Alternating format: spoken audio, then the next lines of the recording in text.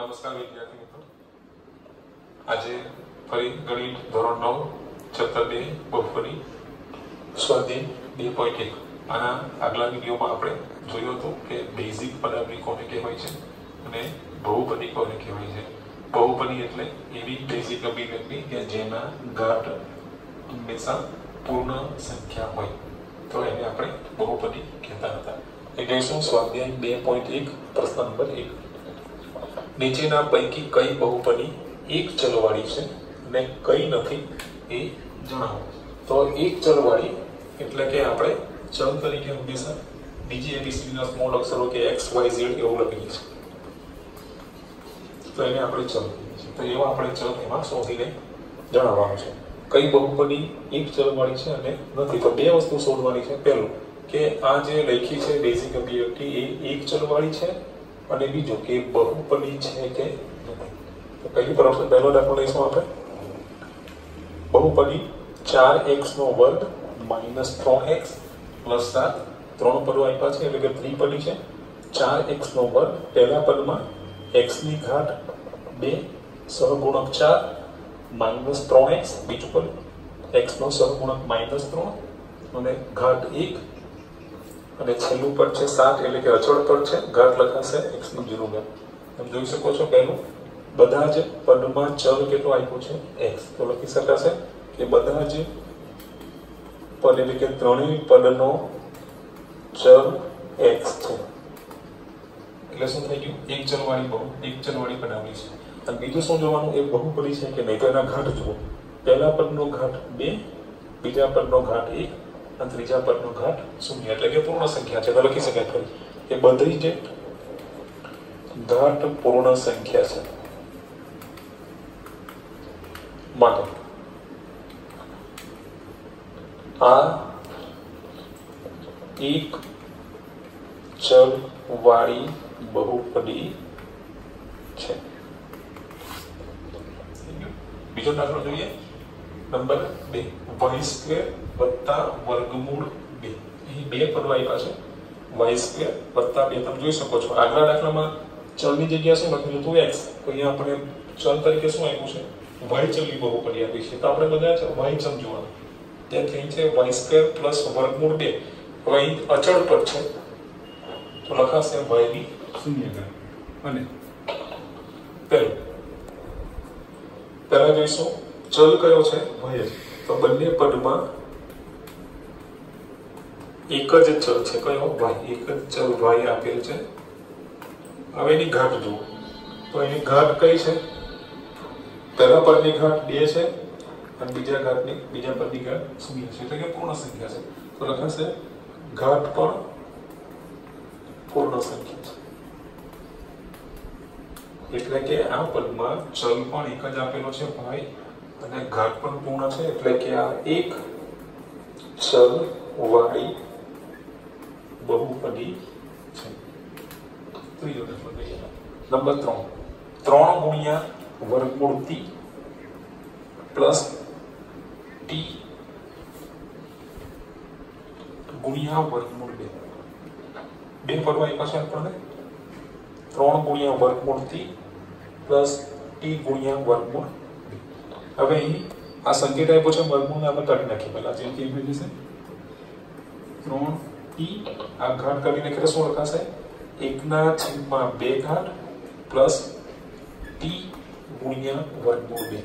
હવે આ બે પદોમાં જોઈએ તો પહેલા પદની ઘાત કેટલી મળી 1/2 અને આપણી શરત શું છે ઘાત કેવી હોવી જોઈએ પૂર્ણ સંખ્યા, તો આ અપૂર્ણાંક સંખ્યા મળી। ચલ એક જ છે t, અહીંયા પણ ચલ t છે, અહીંયા પણ ચલ t છે, ચલ એક જ છે પણ ઘાત પૂર્ણ સંખ્યા નથી, તો શું લખાશે આ એક ચલ વાળી બહુપદી નથી। તો લખીશું આપણે અહીં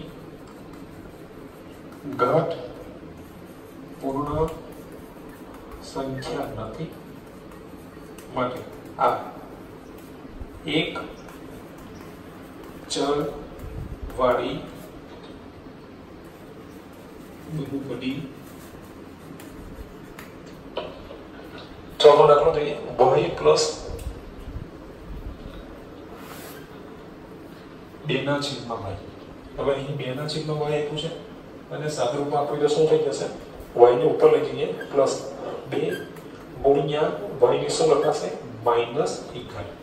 આપણે સમીકરણના નિયમો જોયા છે તો છેદમાં 1 હોય તો એના ઉષ્મા લઈ જાઓ તો માઈનસ ઘાત થઈ જશે. ફરી જુઓ y પ્લસ 2 ગુણ્યા y ની માઈનસ 1 ઘાત પર એક ચલ વાળી છે કે નહીં જુઓ ચલ તો એક જ છે y બરાબર પણ પહેલા પદની ઘાત પૂર્ણ સંખ્યા છે 1 પણ અહીં y ની ઘાત માઈનસ 1 છે પૂર્ણ સંખ્યા નથી.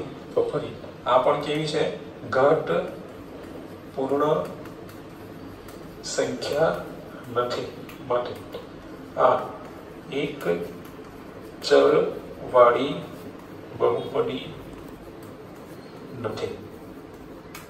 બરાબર છે. પાંચમો દાખલો આમાં આપણે બાકી છે તમારા હોમવર્કમાં ગણો. સ્વાધ્યાય 2.1 પ્રશ્ન નંબર 2 નીચેનામાં x વર્ગનો સહગુણક લખો. આપણને કેટલીક બહુપદીઓ આપી છે x ચલવાળી એમાં x વર્ગનો સહગુણક શોધવાનો છે. આપણે સહગુણકોને કેવા એ જોયો છે જેમ કે પહેલી બહુપદી આપી છે x ચલની બહુપદી p of x બરાબર 2 + x² + x. શું કરવાનું છે x વર્ગનો સહગુણક એટલે કે x ની સાથે લખાયેલી સંખ્યા જોવાની છે. તો પહેલા દાખલામાં x વર્ગ ની આગળ કસોટી લખો તો આપણે શું સમજીએ છીએ એક એટલે લખીશું x વર્ગનો સહગુણક 1 છે. બીજો દાખલો 2 - x² + x3. હવે શોધવાનું છે x વર્ગ એટલે બીજા પદો જોવાની જરૂર નથી. તો અહીં x વર્ગનો સહગુણક શું છે કશી નથી લખી તો શું સમજીશું આપણે 1 પણ આગળ શેનું ચિહ્ન છે માઈનસનું એટલે શું લખીશું x વર્ગનો સહગુણક -1 છે. બીજો દાખલો π/2 x² + x π/2 x² + x. તો x વર્ગની આગળ શું લખી છે π/2 તો આપણી અચળ સંખ્યા છે એમ સમજી લો તો લખવાનું x વર્ગનો સહગુણક π/2 છે. ચોથો દાખલો વર્ગમૂળ 2x - 1. હવે અહીં તમે ધ્યાન રાખજો અહીં એક બહુપદી આપી છે x ની ઘાત 1 છે વર્ગમૂળ 2x - શોધવાનું છે x વર્ગનો સહગુણક. હવે તમે જુઓ અહીંયા x વર્ગનો પદ જ નથી આપ્યો x વર્ગ આપ્યું નથી તો શું લખવાનું કે આ બહુપદીમાં x વર્ગનો સહગુણક શું લખીશું 0 છે. બરાબર કોઈ પણ પદ ન આપેલું હોય અને તમે 0 લખો તો ધારો કે 0 સાથે લખો તો આ પ્રમાણે લખાશે 0 × x વર્ગ વર્ગમૂળ 2x - 1. હવે 0 સાથે x વર્ગનો ગુણાકાર લખો એટલે શું થઈ ગયું 0 એટલે કે આ પદ રહેતું જ નથી આપણી મૂળ બરાબરી ફરી આપણને મળે છે. તો એ શું થઈ ગયું x વર્ગનો સહગુણક 0 છે. સ્વાધ્યાય 2.1 પ્રશ્ન નંબર 3 35 ઘાતવાળી દ્વિપદીનું એક ઉદાહરણ અને 100 ઘાતવાળી એકપદીનું ઉદાહરણ આપો. અહીં આપણે 35 ઘાત હોય ચલની એવી એક દ્વિપદી લખવાની છે. તો દ્વિપદી એટલે બે પદો હોય એવો તો આપણે લખી શકીએ જેમ કે અહીં 35 ઘાત લેવાનો છે તો 35x ની 35 ઘાત + 35. આવું તમે કોઈ પણ જાતે બનાવી શકો. દ્વિપદી એટલે કે બે પદો થવા જોઈએ.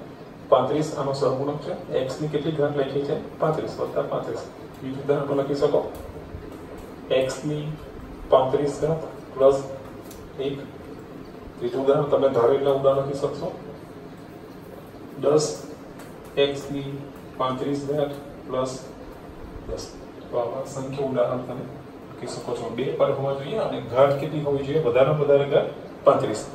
બીજું આપ્યું છે 100 ઘાતવાળી એકપદી ફક્ત એક જ પદ લેવું જેમ કે 100 ઘાત લખવાના છે તો x ની 100 ઘાત એક પર થઈ x ની 100 ઘાત. હજી આગળ લખવું હોય તો 5x ની 100 ઘાત. હજી લખવું હોય 100x ની 100 ઘાત. 2.1 પ્રશ્ન નંબર 4 નીચે આપેલી બહુપદીની ઘાત જણાવો.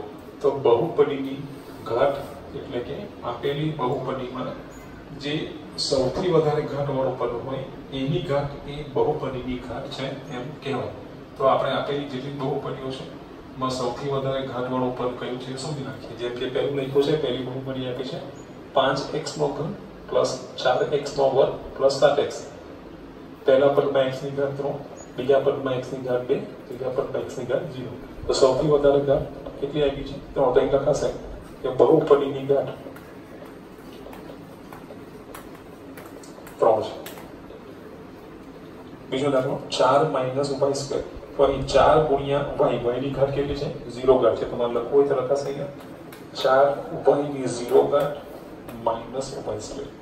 તો ફરીથી સૌથી વધારે ઘાતવાળું પદ કયું છે? y square. તો ઘાત કેટલી આપી છે? 2. તો લખાશે બહુપદીની ઘાત 2 છે. ત્રીજો દાખલો 5t માઇનસ વર્ગમૂળ 7. તો અહીં ફરી અહીંયા પણ t વાળું પદ નથી આપ્યું, પણ શું થશે? t ની 0 ઘાત, t ની 1 ઘાત. તો સૌથી વધારે ઘાત વાળું પદ કયું છે? 5t ની 1 ઘાત. તો આ 1 ઘાત વાળી બહુપદી છે, એટલે કે આ બહુપદીની ઘાત 1 છે. સુરેખ બહુપદી છે. બહુપદીની ઘાત 1 એટલે કે સુરેખ બહુપદી છે. 6 પદ આવ્યો 3. હવે અહીં કોઈ પણ ચલ આપ્યો નથી, એટલે શું લખાશે? શૂન્ય બહુપદી છે. x ની 0 ઘાત લખે. જો તમારે ચલ લખવું હોય ને સાથે તો લખાશે શૂન્ય. તો શું લખાશે? શૂન્ય ઘાતની બહુપદી છે. લખાશે આ બહુપદીની ઘાત શૂન્ય છે.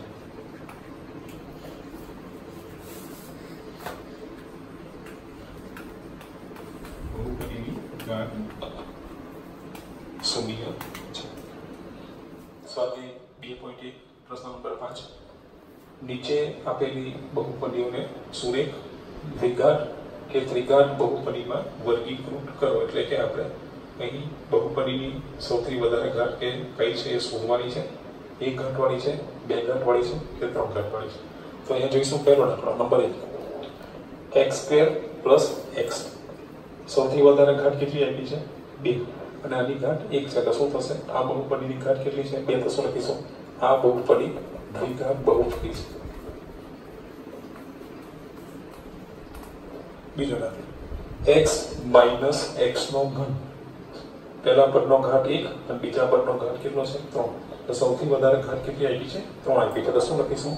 આ ત્રિઘાત બહુપદી છે. ત્રીજો દાખલો y plus y square plus 4. અહીં પહેલા પદનો ઘાત 1, બીજા પદનો ઘાત 2, ત્રીજા પદની ઘાત 0. તો સૌથી વધારે ઘાત કેટલી પડી? 2 છે. તો શું લખીશું? દ્વિઘાત બહુપદી છે.